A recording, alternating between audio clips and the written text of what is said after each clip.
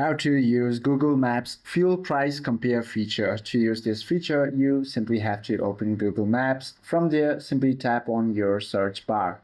Now, once you tap on it, all you have to do is manually type in gas price. Now, once you type this, you should be able to find all these gas stations, which is pinned as a red location. Now you simply have to tap on any of these gas stations, and from here you should be able to find the details of the pricing and details of the gas and pricing, and you can also check the grades of your fuel. And if you want to see another one, all you have to do is simply tap on another one, and from there you should be able to find it over here.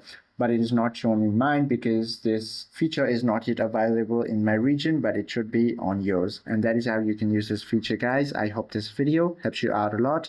If you have any questions or queries, please do comment down below.